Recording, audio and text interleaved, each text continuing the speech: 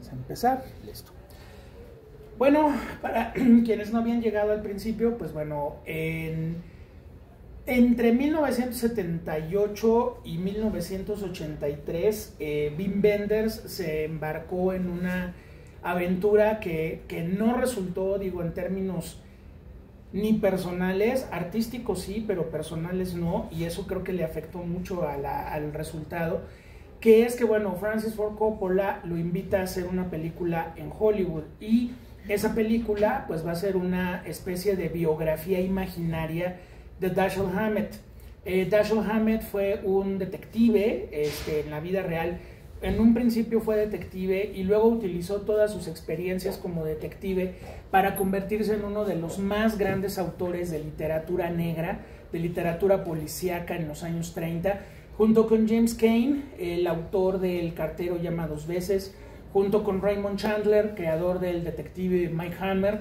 Y bueno, él no se queda atrás, él hace un detective, él crea un detective que se llama Sam Spade, que es un detective que ya está rozando los niveles del antihéroe, porque utiliza toda su capacidad de deducción, pero también la fuerza bruta e incluso romper las leyes para salirse con la suya. Entonces, la gran novela de Dashiell Hammett acerca de este personaje, pues va a ser El Halcón Maltés, novela que luego se convierte pues en la ópera prima de John Huston, la película que inaugura el cine negro, la película que vuelve a Humphrey Bogart una superestrella a nivel mundial.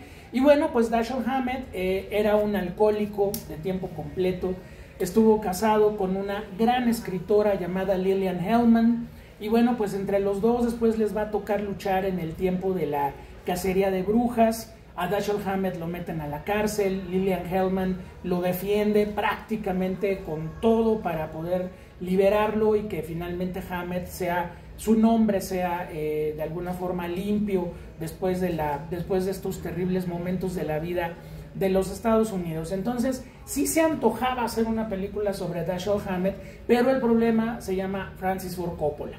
O sea, aunque ustedes creen que pues, es el director del Padrino y Apocalypse Now, y en ese momento el desmadre de Apocalypse Now todavía no se acaba, Coppola, muy confiado, le dice a Wenders, vente y vamos a hacer la película y no sé qué. Pero la película se vuelve un infierno creativo que dura años para que la película se produzca. Entonces, cuando tienes a un director que trabaja en los esquemas del cine europeo, que serían muy similares, por ejemplo, a los del cine mexicano, pues bueno, Wim Wenders se aburría enormemente en el proceso de producción de Hammett, e incluso durante Hammett, que es una película, él hizo 3 películas, nada menos. Una es Relámpago sobre el agua, la otra es El estado de las cosas, que es una película que generalmente no la mencionamos mucho los fans de Wim Wenders, porque es una película profundamente aburrida, pero que tiene un punto muy interesante, que es ver precisamente las vicisitudes de un desmadre que se vuelve la producción de una película, ¿sí? La película está filmada en blanco y negro, la película juega con un rodaje que se está llevando a cabo en Portugal, que sale absolutamente mal. Y bueno, la película, pese a todo, se gana el León de Oro del Festival de Venecia. Wim Wenders no se lo podía creer, nosotros tampoco, que se lo haya ganado, pero se lo ganó. Entonces, bueno, eso ya como que lo alivió un poquito para cuando llegó el rodaje de Hammett, hacer la película lo mejor posible, y luego, que eso fue la parte que menos le atrajo a Wim Wenders, pues tener que dejársela a Coppola para que Coppola la terminara. Entonces, el corte que uno puede ver de Hammett es un corte que hizo Francis Ford Coppola, no Wim Wenders. Entonces, bueno, Wim Wenders afortunadamente va a sacar lo mejor y se va a crecer al castigo, porque por estar en Estados Unidos tantos años, viene la oportunidad de hacer París, Texas. Entonces, bueno, si por todo este desmadre tenemos esa obra maestra absoluta, dice uno, bueno, qué padre que funcionó así. Pero bueno, uno de esos proyectos que finalmente van a surgir en medio del desastre de Hammett, pues va a ser precisamente Relámpago sobre el agua. Nos vamos un poquito más atrás, pues bueno, en 1977, Wim Wenders necesita 2 personajes rudos, fuertes, para unos gángsters viejitos que quiere que persigan al protagonista de El Amigo Americano, su adaptación de la novela El Juego de Ripley de Patricia Highsmith. Y entonces se agarra a dos directores del Hollywood clásico que están prácticamente olvidados. Samuel Fuller, que ahora es un autor de culto, y Nicholas Ray, que bueno, con quien entabla una amistad muy fuerte Wim Wenders, tan fuerte que 2 años después, pues Nicholas Ray tiene la confianza de hablarle y decirle: maestro, quiero hacer una película contigo, no me queda mucho tiempo de vida, tengo un cáncer de pulmón que me está llevando, pero no quiero dejar de trabajar contigo una película. Entonces Wim Wenders, de 35 añitos de edad, se nos lanza a Nueva York mientras Coppola está en su desmadre de Apocalypse Now y levantando el proyecto de Hammett. Él se lanza a Nueva York, le dice a Coppola: cualquier cosa, pues me avisas. De hecho, vieron ustedes ahí que le llega una llamada donde le dicen: tienes que venirte a Los Ángeles porque ya se le atoró algo aquí al maestro y lo tienes que resolver. Y entonces, bueno, así se la pasaron un rato. Finalmente Wim Wenders, macabramente le dice a Coppola: le quedan 2 meses de vida, o sea, no me voy a ir muy lejos tampoco, o sea, y tampoco va a durar tanto esto, así que pues, yo sé que tú sabes quién es Nicholas Ray, el valor que tiene Nicholas Ray, hasta tú irías a hacer esa película si no estuvieras atorado ahí en Filipinas haciendo Apocalypse Now. Entonces Coppola le dio chance y Wim Wenders se lanza a trabajar con Nicholas Ray. Ahora, ¿who the hell is Nicholas Ray?, preguntarán algunos de ustedes. Bueno, sobre todo los más jóvenes de esta sesión, pues seguramente no han visto y la tienen que ver obligadamente, una película que yo creo que es la gran película de Nicholas Ray, que se llama Rebelde sin causa. O sea, Rebelde sin causa es una película que trascendió el nivel de película y se convirtió en un fenómeno social. Cuando les digo fenómeno social es porque esa imagen del joven atormentado por un pasado familiar terrible, por un presente familiar aún más terrible, y que trata de encontrar su lugar en el mundo y el mundo lo rechaza, interpretado por James Dean, con su playera blanca, su chamarra roja y sus jeans y sus tenis. Esa imagen hasta el año 2025 que estamos, sigue siendo la imagen del joven por excelencia y del adolescente atormentado por excelencia. En la película se realiza en un momento muy complicado porque Estados Unidos estaba viviendo en carne propia el fenómeno de las pandillas juveniles. No como en Amor sin barreras, que mientras se acuchillan, bailan y eso, no. O sea, realmente había un ambiente de violencia muy fuerte y una Norteamérica muy conservadora y muy cerrada, que así como reclamó cuando se movieron por primera vez las caderas de Elvis Presley, pues cuando vean esta generación retratada por Nicholas Ray en Rebeldes sin causa, con James Dean, con Natalie Wood, con Sal Mineo, con Dennis Hopper, con todos esos actores chavos que en aquel momento maravillosos, pues bueno, Nicholas Ray fue como se convierte en una de las figuras más importantes del Hollywood clásico. Ya tenía películas importantes antes, había dirigido una película muy padre que se llama They Live by Night, que es la historia de 2 chavos delincuentes que andan tratando de esconderse de la sociedad y que ya de alguna manera prefiguraba ese tema de Rebeldes sin causa. Esta película que mencionan aquí con el barquito que va ahí en la bahía del Hudson, que se llama 55 días en Pekín, que es una película de aventuras. Tiene también, pues bueno, una versión de la vida de Cristo, que es Rey de Reyes, que pues no se preocupen mucho, se pueden esperar al próximo Viernes Santo y seguramente la va a pasar Canal 5. Va a empezar a las 5 de la tarde y terminará como a las 11 de la noche, más o menos. Pero ahí, por ejemplo, hay un cambio muy importante que poca gente se dio cuenta del asunto. Eligió a un actor guapo para hacer el papel de Cristo, que se llamaba Jeffrey Hunter. Jeffrey Hunter era un cuate güero, bien plantado, de esos gringos bien plantados, y de unos ojos azules verdaderamente impresionantes.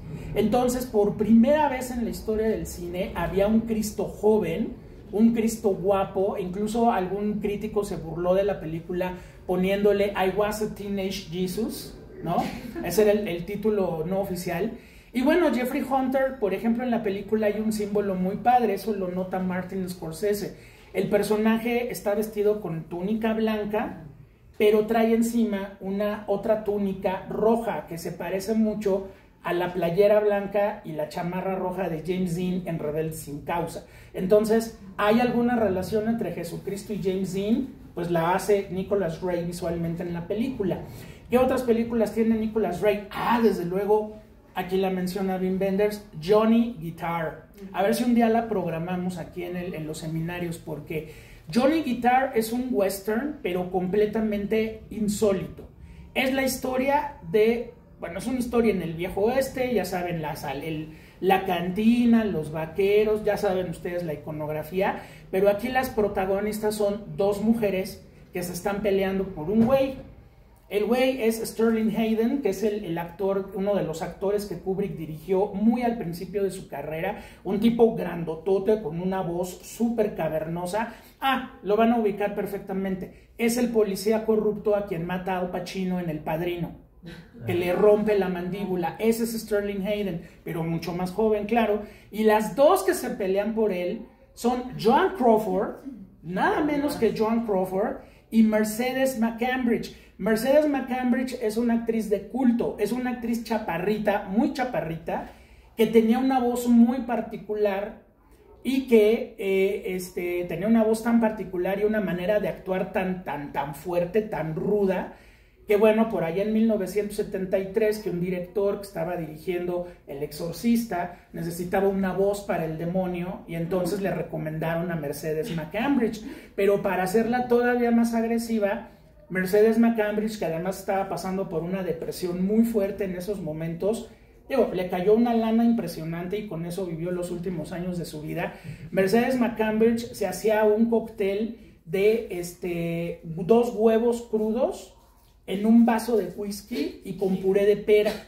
Y entonces se lo tomaba y le salía la voz del demonio, ¿no? Hagan la prueba un día en alguna fiesta, si quieren sorprender a sus invitados, y hagan la voz de Mercedes McCambridge en El Exorcista. Entonces, imagínense, ¿no? Un western donde de pronto son 2 mujeres las que se pelean a un galán. Y la película es verdaderamente alucinante. Digo, Almodóvar le prende veladoras a esa película cada vez que la ve, ¿no? Porque dice que es verdaderamente impresionante. Entonces, hay otra película increíble que se llama Bigger Than Life, donde James Mason, ¿se acuerdan de Lolita, quien hace el papel de Humbert? James Mason interpreta a un hombre que entra a un protocolo científico para curar una enfermedad que tiene y le empiezan a dar cortisona, pero a lo idiota, y se acaba volviendo loco. Entonces, bueno, si se dan cuenta, Nicholas Ray dirigió películas muy extrañas en el Hollywood clásico. Como bien dice aquí en la película, dice, bueno, ¿me gustó Hollywood? Claro que sí, pues a quién le dan pan que llore. O sea, Nicholas Ray fue de los directores que tuvo Mansión. Pues imagínense la lana que dejó Rebelde sin Causa. Nada más Rebelde sin Causa, ¿no? Entonces imagínense, tenía alberca, tenía mansión, tuvo 4 esposas, también tenía Corazón de Condominio, tuvo 4 esposas. La última pues es la que vemos ahí, que se la pasa haciendo yoga toda la película y ya luego como que se acuerda que puede salir en algo y empieza a ponerse un poquito más activa. Efectivamente le llevaba 40 años a la nueva esposa. Hay un escándalo por ahí que también fue importante en su momento. Él se casó con una de las femme fatale del cine negro, que se llama Gloria Graham, que a mí me encanta. Incluso quienes vinieron a la última función del año pasado, cuando vimos Qué bello es vivir, es la chica mala de la película, la que quiere con James Stewart y que James Stewart le dice que no.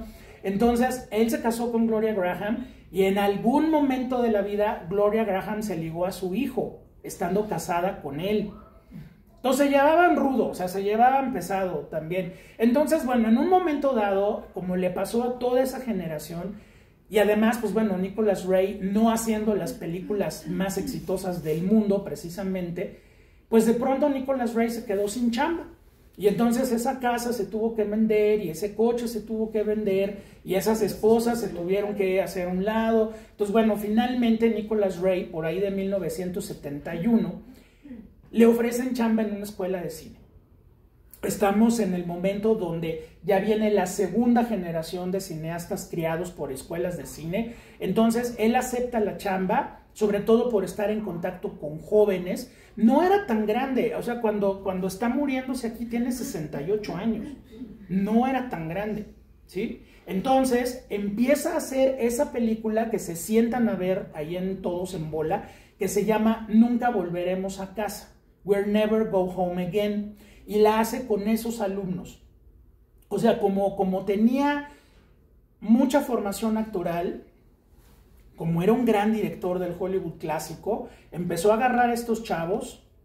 Él empezó a dar clases en el 71, esta generación se ha de haber graduado en el 74, 75, y luego vino otra generación, y luego vino otra generación, por lo menos 3 generaciones de cineastas. Nicholas Ray trabajó con ellos y se la pasó haciendo esa película eternamente, porque entonces pues los empezaba a crear personajes y les hacía situaciones y no sé qué. Y bueno, la película existe, sí. Hay cortes, hay versiones que se pueden ver en diferentes lugares, pero nada más. La película nunca se proyectó comercialmente, ni mucho menos. Entonces fue cuando Nicholas Ray, en 1977, justo cuando están filmando El Amigo Americano, se empieza a sentir mal. Y entonces, sintiéndose mal, acude al doctor y efectivamente lo que le cuenta al final en esa escena en la cama de hospital, que realmente es una escenografía, ¿no? Pero cuenta exactamente lo que pasó. O sea, en un momento dado le dijeron, a ver, lo vamos a abrir. Lo abrieron, ya no había nada que hacer. Segunda opinión, pues sí, el médico encontró que había estos tumores en los pulmones, porque era un gran fumador también. Entonces había los tumores en el pulmón. Lo del tumor cerebral ya, eso es drama, ¿eh? Ese ya no era cierto. Pero lo cierto es que uno de los tumores que tenían los pulmones estaba muy cerca de la vena aorta. Entonces, si se lo operaban, lo mataban. Por eso le dice a Wim Wenders, oye, ¿y si te operas qué pasa? Pues me muero. Y si no, pues no me morí, ¿no? Entonces, este tumor se lo empezaron a tratar con una técnica, estamos hablando de hace 50 años, donde le ponían una especie como de bombas nucleares para irle rompiendo el pulmón, el tumor en el pulmón, de manera que no tocaran la vena, pero el tipo estaba convertido en Marie Curie, ¿no? O sea, el tipo estaba completamente forrado de radiación y no se le podía acercar nadie. Bueno, pues por lo menos fue una alternativa para que durara al menos 5 años más de vida Nicholas Ray. Estaba programado para otra operación y esa operación ya ni siquiera se hizo porque, pues bueno, Wim Wenders, allá en el año 79, pues se lanza a filmar esta película y pues dice Wim Wenders varias cosas. Dice, bueno, qué bueno que la hicimos porque finalmente eran los 2 últimos meses de vida de Nicholas Ray. Yo llegué un día a las 6 de la mañana, crudísimo, dice, y bueno, pues me instalé en su departamento y empezamos a filmar, ¿no? O sea, inmediatamente empezamos a filmar. Ahí fue que organizamos todo, ahí fue que todo el mundo se puso las pilas, ahí fue que el propio Nick fue llevando la progresión de la película hacia donde él llevaba. Pues bueno, si no conocían a Wim Wenders, lo aquí, ahora pues ya es un señor de 80 años que trae un bigote revolucionario muy grande en estos momentos, trae un bigotazo ahorita Wim Wenders, pero pues bueno, ahí lo vieron, tenía 35 años, una cara de alemanote que no puede con ella, este acento que hacen los alemanes cuando hablan como Werner Herzog. Me encanta cuando narra Werner Herzog sus documentales porque and this is the man ¿no? Confronted to the universe, ¿no? Me encanta esa voz de Herzog. Y bueno, aquí Wim Wenders, pues ¿qué hace Wim Wenders cuando tienes una gran amistad con esa persona? Cuando es uno de los grandes directores de Hollywood. O sea, güey, dirigió a James Dean. James Dean hizo 3 pinches películas y una la hizo con Nicholas Ray, ¿no? Entonces, es un creador de íconos, es un cineasta importante, pero además es un amigo y además es un señor que se está muriendo, ¿no? De hecho, la penúltima escena de la película cuesta un poco verla, ¿no? Cuando se le empieza a disociar durísimo y que empieza o sea, uno cree que se va a morir en pantalla. Yo no sé si ustedes han visto alguna vez películas donde alguien se muere en pantalla, ¿no? ¿No les ha tocado ver ninguna? ¿No? Hay un documental, si no lo conocen, es un gran trabajo de Luciano Larovina, que le mandamos un abrazo si nos está viendo. Luciano Larovina es un cineasta de Morelos, que hace más de 25 años hizo un documental que se llama Los Últimos Zapatistas.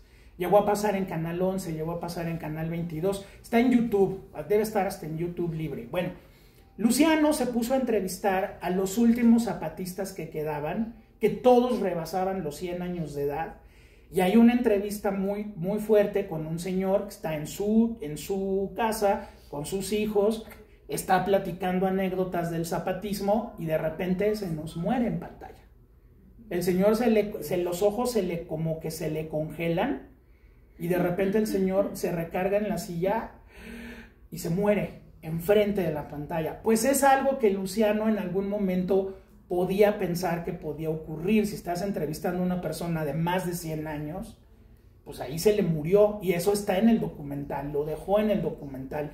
Desde luego con el permiso de la familia, que decía, no, al contrario, ponlo.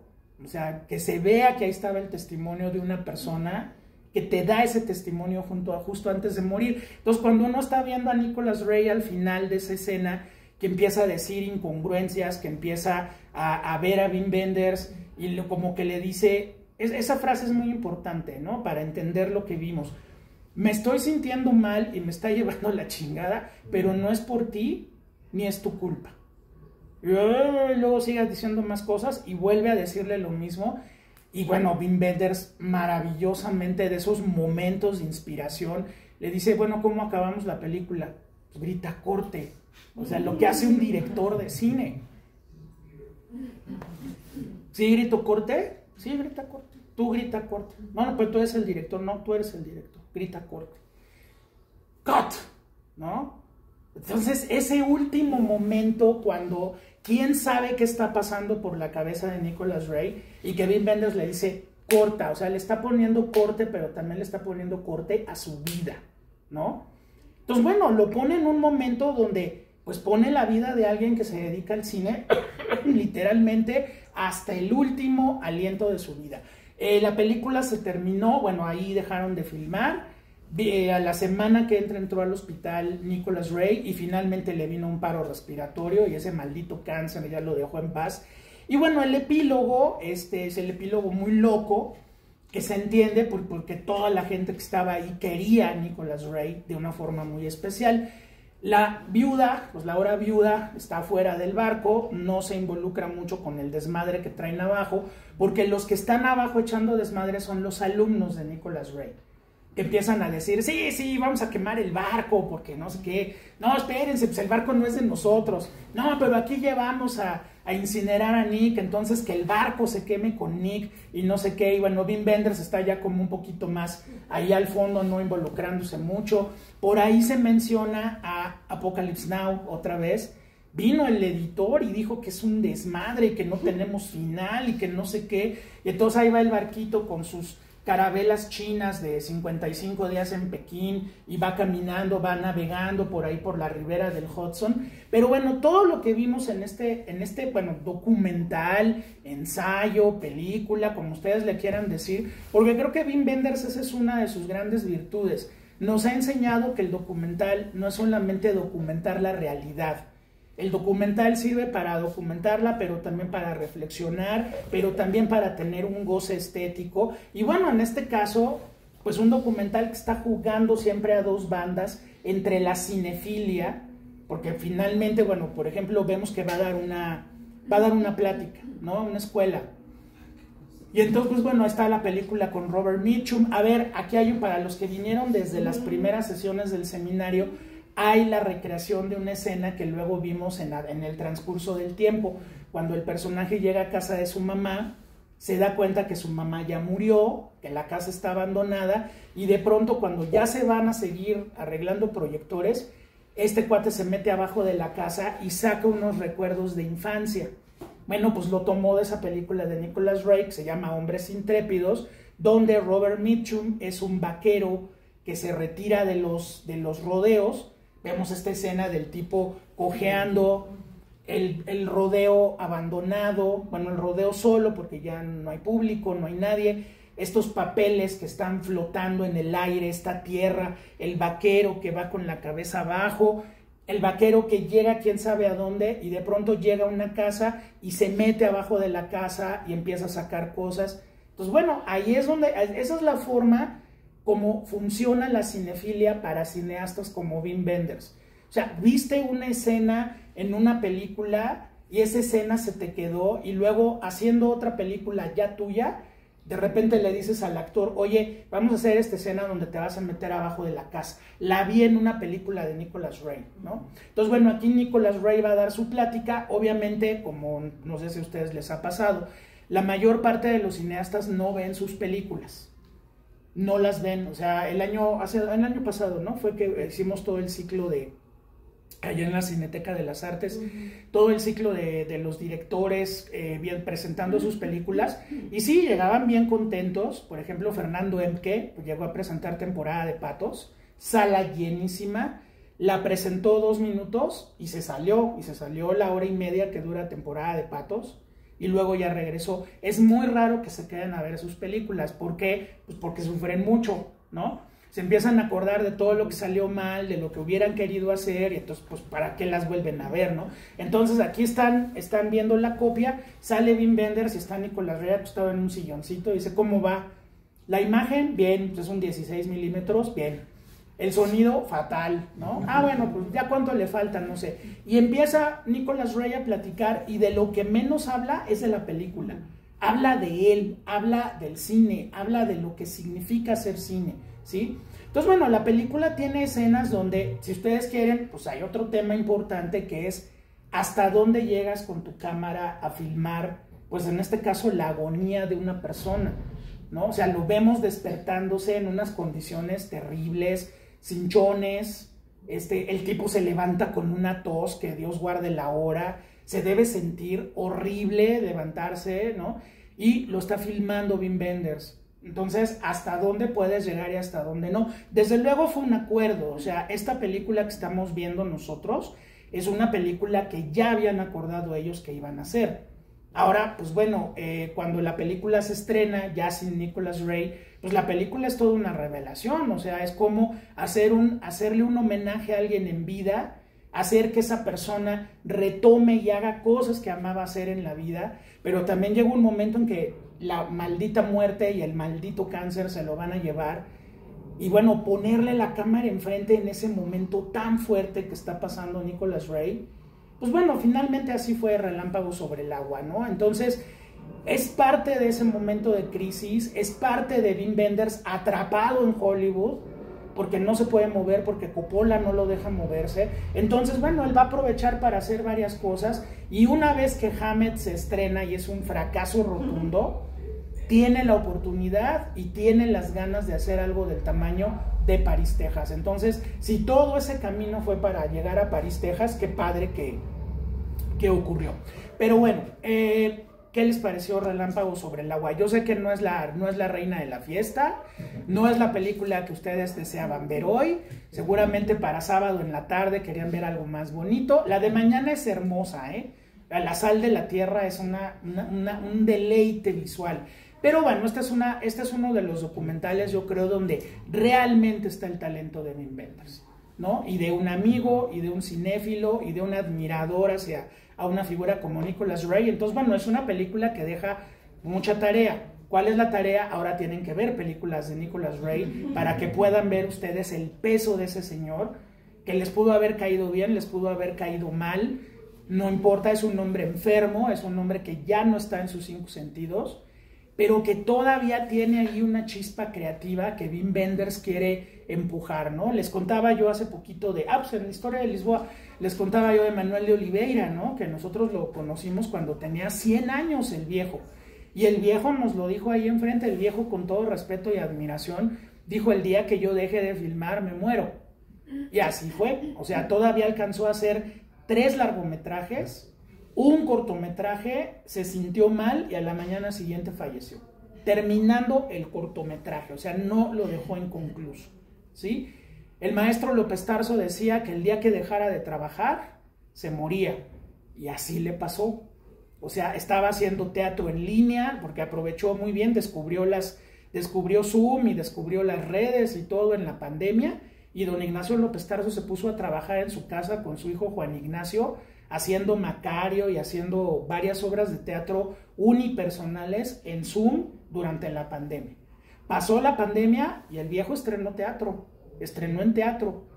Todavía fue al homenaje a Silvia Pinal en Bellas Artes, lo vimos, y murió a las 3 semanas, ¿no? Y tenía agendadas funciones de teatro. O sea, bueno, es que es así, o sea, es una pasión tan grande que literalmente te mueres en el escenario, te mueres detrás de la cámara, o en este caso, delante de la cámara de Wim Wenders.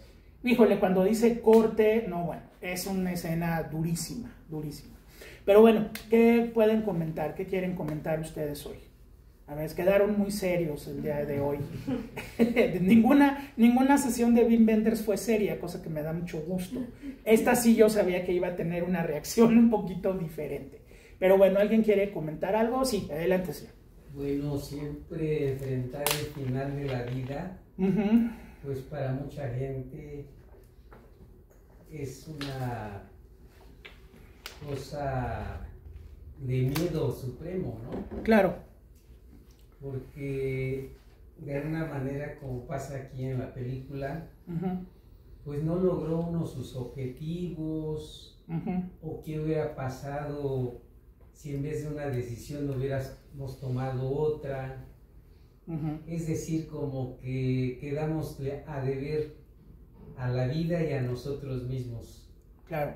Y además como que no todos, yo me incluyo ahí, no todos tenemos conciencia plena del paso del tiempo.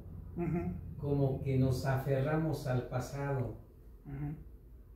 Por ejemplo, la escena, en que la chica joven, yo no sabía que era su esposa y que le llevaba tantos años, pues bueno, esa chica obviamente está en plenitud de vida. Sí, claro. Y pues posiblemente esté en una relación de dependencia económica sencillamente con el gran director, ¿no? Pero eso lo vemos nosotros acá afuera, pero en la relación interna, pues quién sabe qué tantas desencuentros había, porque obviamente lo conoció cuando todavía era, pues, sano, entre comillas, ¿no? Claro, claro. Y bueno, también me llamó mucho la atención el hecho de que fuma mucho.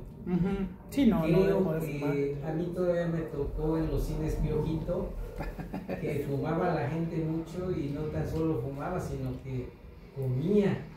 Sí. Y luego, pues desafortunadamente no somos formados en nuestros sistemas educativos como en Japón, que recogen su basurita. No. A mí me tocaron pollos rostizados en el cine, claro. La gente con chiles curados, además. Comía sus pisos pegajosos. Sus pedazos de torta y ahí los dejaba, ¿no? Claro.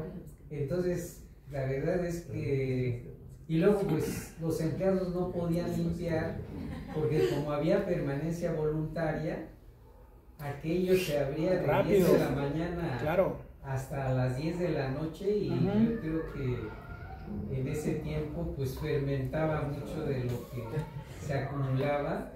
Y bueno, luego había mamíferos entre las butacas. No, sí, eran herramientas bárbaras, ¿no? Sí le pasaban uno por los pies, ¿no? Sí. Entonces eran otros tiempos. Y luego yo me acuerdo en varias películas, no quería enumerar todas, pero donde fumaban, incluso en las salas. Creo que, por ejemplo, en Cinema Paradiso pasan muchas películas donde están fumando. En Distinto Amanecer, en Distinto Amanecer hay una escena muy bonita donde están en el cine, llega Pedro Armendáriz, se sienta junto a Andrea Palma, lo viene persiguiendo un matón, y entonces Andrea Palma saca sus cigarros, prende su cigarro, se ilumina un poco la imagen, y Pedro Armendáriz le sopla el cerillo y le dice a Andrea Palma, ¿con qué derecho? Y le dice, no fume, aquí no se puede fumar, miren los anuncios, respeten los anuncios. Y hay un anuncio que dice no fumar, y le dice a Andrea Palma, mire cómo respeto los anuncios, y hay otro anuncio del otro lado en la puerta que dice fume Monte Carlo. Es muy bonito, y mis alumnos se sacan mucho de onda cuando ven esa escena, porque dicen, ¿a poco se podía fumar en los cines? Pues sí, los cines, por eso luego los cines se incendiaban, se quemaban las alfombras. Ahora, Nicholas Ray, lo que está fumando ahí también son cigarros de cannabis, para el dolor, para los dolores. Entonces también muchas de las cosas que grababa o que filmaba con Wim Wenders andaba muy high Nicholas Ray, pero era una manera de calmar los dolores del tumor, ¿no? Ahora, hay algo muy interesante, la película es 1979, se estrenó en 80 y hay una utilización muy importante del video. Esta es una de las primeras películas que tienen mucha imagen que se grabó en video de la época. O sea, debe ser un Betacam, el que está usando Wim Wenders, porque es un formato profesional y vemos mucho la imagen cruzada del video, ¿no?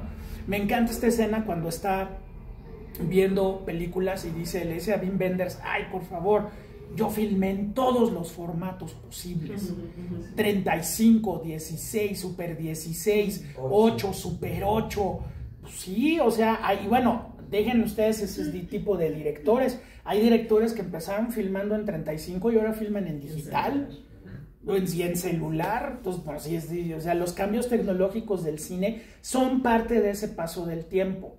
Y Wim Wenders lo va respetando y lo va dejando que él mismo vaya reflexionando sobre qué fue lo que hizo en la vida, ¿no? Yo fumé en el cine. Ah, mira, pues sí. Y bueno, a mí lo que me deja toda esta serie de películas de Wim Wenders es que hay una nostalgia espesa en el trasfondo de sus películas. Sí. Cualquiera que uno vea ahí, por ejemplo, el camionero que va ahí solo por la carretera manejando, aparentemente está sano, está joven, pero está solito, está... Sí. No tiene... Claro. Pues ahora sí que su compañerita que lo apoye, que... En fin... Y su cuate con el que no se habla, ¿no? Aparentemente. Aquí hay, por ejemplo, la escena del epílogo en la lancha, en el barco. También es una escena muy fuerte porque es como una especie de aceptar y de asimilar tu orfandad, ¿no? O sea, cada vez, y eso es muy personal de cada persona, de cada uno, pues cuando se nos mueren estos personajes, te vas quedando huérfano, ¿no?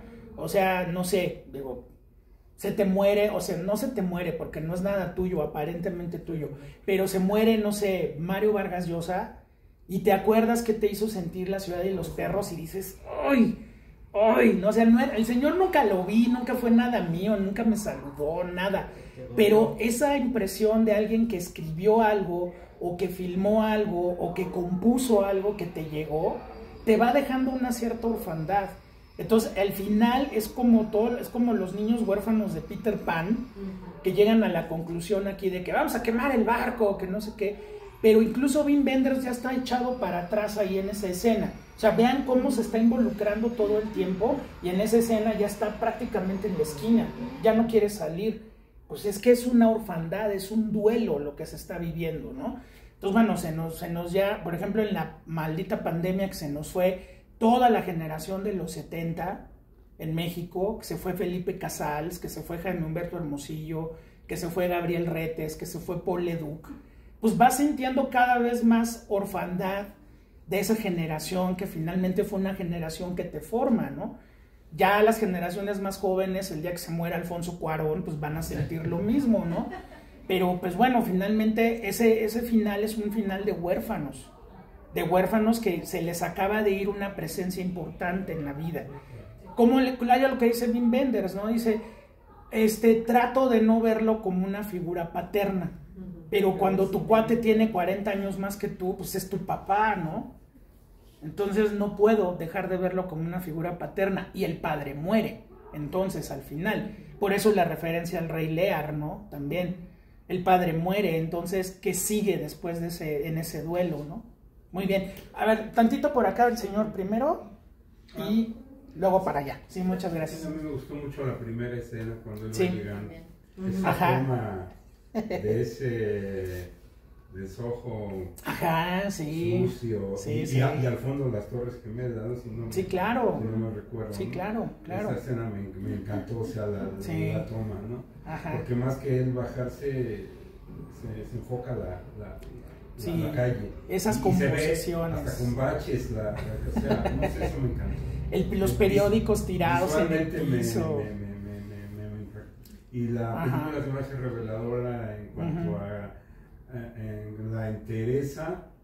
No alcanzo a definir si el miedo, la resignación o la entereza de saber que te vas a morir. Claro, ¿no? claro. Y de saber que te vas a morir y haciendo lo que te gusta, no sé, me deja muy... Claro. No feliz, pero sí me deja cavilando. Claro.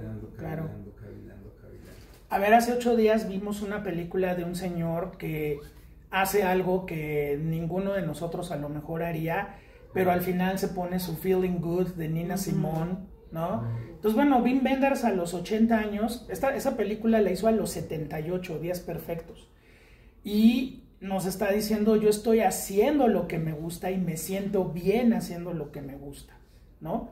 Ahorita ya Wim Wenders tiene 80, o sea que las próximas películas de Wim Wenders están mucho más cercanas al final que al principio. Entonces, eso también es importante. Por cierto, Werner Herzog recibió el León de Oro antier en Venecia, se lo entregó Francis Ford Coppola, o sea, pues sí, o sea, tenía que ser el nivel, ¿no? Y bueno, también Herzog es otro caso, o sea, Herzog también es alguien que tiene ahorita 83 y Herzog sigue filmando volcanes y se sigue yendo a meter a la Antártida. Y, o sea, es gente que hace lo que quiere y que hace lo que ama, ¿no? Y bueno, la escena del principio es muy padre porque es como un remake del Amigo Americano. O sea, llega el coche, se baja Wim Wenders con su gabardina, esas gabardinas que le encantan. La composición en la calle de Nueva York con el World Trade Center al fondo. La música medio de misterio, ¿no? Y entonces llega y dice, Nick me llamó ayer, que no sé qué, como si fuera un thriller policíaco, ¿no? No, lo que viene es que viene crudísimo de la desvelada que se metió para tomar un avión de Los Ángeles a Nueva York, y llega y se aplasta en un sillón y dice, bye, ¿no? Y luego, bueno, esas cosas de la tuertez, ¿no? Dice, no tengas prejuicios contra la gente tuerta, ¿no? Porque el director es tuerto, el editor es tuerto, dice, pues le tienes que dar chamba porque nada más tiene un ojo, ¿no? Y es cierta esa anécdota que cuenta Nicholas Ray. Era un niño de 13 años, estaban jugando con un arco, con una flecha, y que le dijo al otro niño, a que no me das en el ojo como Guillermo Tell, y madres que le saque el ojo. Entonces por eso traía siempre su parche Nicholas Ray. Es una anécdota real. Adelante. De la anécdota esta, ¿no? Sí, pues sí, así fue. Okay. Yo creo que hay algo importante que tú dijiste, o sea, dice, es que esto es un homenaje a Nick Ray, ¿no? Sí. Por su trayectoria, por su figura, una figura de autoridad, una figura de admiración. Yo creo que no nada más es esto, también hay una amistad. Sí. También es un tributo a amistad. Entonces, el asunto es que uno puede hacer un homenaje a tal director, o tal actor, o tal artista, pero queda normalmente en homenaje. Lo que Wim Wenders está haciendo ahorita, en realidad es un poco más. En realidad está haciendo un tributo de la amistad que tiene con este hombre. Así es. Sí. Por eso dice, bueno, es una figura paterna para mí. Bueno, sí. Entonces queda así como que preguntando. Entonces pienso, ¿qué es para él? Para él es muchas cosas. No nada más es un gran director. Sí, claro, artista, ¿no? claro. Sino que un buque de sensaciones, ¿no? Así es. Sin embargo, aquí hay algo también muy interesante. Hay artistas que plazan cine, pero se salen de su película. En cambio, la introspección que hace Wim Wenders no deja jamás de estar presente ahí, no nada más porque participa, sino porque aquí volvemos al mismo, a la eterna discusión de que cuando ves una obra de arte no puedes separar, o sea, puedes o no puedes separar al artista, al creador de la creación. Sí. Y en el caso de Wim Wenders, hay veces en el que sí está más o menos separado. Ustedes saben más de cine que yo, en realidad yo he visto muy poquito. Pero aquí se ve la necesidad de participar de Wim Wenders. De aparecer en pantalla. Los directores casi no aparecen, ¿no? Digo, Hitchcock aparecía por gusto. Scorsese aparece por darle gusto a los fans de, está Marty, ¿no? Pero Woody Allen, pues era tan personal su cine que Woody Allen hacía el papel de Woody Allen. Pero Wim Wenders es una personalidad muy diferente. Sí, pero no es una admiración. Sí. Como, bueno, sí, además de ser una admiración, sí. Lo más fuerte es su amistad. Claro. O sea, es como si alguien hiciera una película con otra persona que tal vez no sea célebre, claro, pero porque es su amigo. Así es. Werner Herzog, por ejemplo, él sí decide muchas veces no salir, pero se oye su vocesota alemanota y eso es padrísimo, ¿no? Entonces escuché cómo el oso se lo comía en esa grabación, tú lo estás viendo, ¿no? Ahí atrás. Pero aquí hay algo muy padre que dijiste, o sea, si le vas a hacer un homenaje a Nicholas Ray, haces un homenaje como los de los Oscar, donde juntas todas las escenas de sus películas, los pósters, la fregada y sale Nicholas Ray, ¿no? No, o sea, esto va mucho más allá. O sea, es un documental de dos amigos, de un maestro y un alumno. Es un documental muy en primera persona porque Wim Wenders decide aparecer todo el tiempo en pantalla cuando no es una personalidad que le guste ni siquiera mostrarse en público. Entonces, bueno, es algo muy especial esto, ¿no? Es un tributo a la amistad, no es nada más el reconocimiento a un gran cineasta. Tan así que ni siquiera se preocupa porque haya como un segmento del documental donde diga Nicholas Ray dirigió tales y tales. No, o sea, la única película que vemos, que es donde está Robert Mitchum, o sea, la conocemos creo que 10 personas, que es esta de hombres, The Lusty Men se llama en inglés. Hay alguien que menciona por ahí, tú fuiste el que hizo Rebelde sin Causa, pero nunca hay una imagen de James Dean, nunca nada. Entonces, ahí es donde Wim Wenders se separa del homenaje tradicional. Dice, bueno, que la gente investigue, agarren Google y métanse a ver quién fue Nicholas Ray. Yo no les voy a explicar, esta es mi película sobre mi amigo Nicholas Ray, que está pasando este momento en la vida, y ya, ¿no? Muy bien, Norma, adelante. Pues, sí, yo pienso que, claro, más que de documental, bueno, es un ensayo, como bien dijiste, y hay unas frases maravillosas ahí, una de las cuales explica de lo que se estaba hablando ahorita. Esta es una película de un hombre que quiere encontrarse antes de morir. Así es. Entonces, esa es la película. Sí. Y Wim Wenders le está diciendo, órale, eso es lo que quieres, o sea, no es lo que yo quiero hacer. ¿Tú qué quieres hacer en este trabajo conjunto de despedida, ¿no? Así es. Y lo van armando y es súper bonito. Hay una parte en donde Wim Wenders le dice, es que tenía miedo de verte acabado de ver, y de lo que tú sintieras de que yo te viera así. Y el otro, pues no hay bronca, ¿no? Y digo, a mí me tocó toda la peli de manera muy personal. Bueno, lo he dicho muchas veces, el cine lo traigo en la sangre por mi papá. Y esa escena en que sale Robert Mitchum, que está como fuera de foco, y yo decía, ¿quién es? Porque no he visto la peli, ¿no? Pero no, James Dean no es, evidentemente. Y de repente dije, se parece a Robert Mitchum. No imaginé, dije, a ver, ¿de dónde me salió eso? ¿De dónde sacó a Robert Mitchum? Y dije, claro. Cani, o sea, ¿qué onda con mi papá? No, o sea, todo esto se mete tan profundo y sale, ¿no? Bueno, el inconsciente, ¿no? Entonces, ya que vi que finalmente se ve el rostro, dije, wow, ¿no? Y eso por una parte, y luego esta cosa de no tener miedo a que te vean frágil, o sea, cómo se va. Lo que le dice a ella es que su hija, ¿no? O sea, es que tienes un rostro hermoso o bello, una cosa así que le dice. Y yo en las primeras escenas decía, qué bonito rostro, ¿no? Le tomé algunas fotos porque dije, es que se antoja pintarlo, se antoja hacer como una escultura.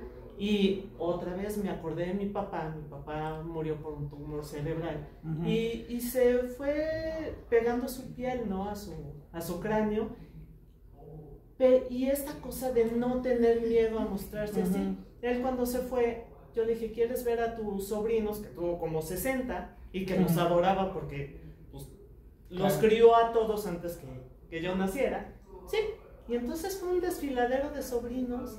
Fue una cosa muy bonita de dejar ver su fragilidad, de poder elegir despedirse, y cuando uno tiene la posibilidad de ayudar a alguien a cerrar su capítulo, o el último de sus capítulos, pues es maravilloso. Sí, entonces, sí. Es genial y gracias por... No, es una maravilla, me parece maravilloso este trabajo.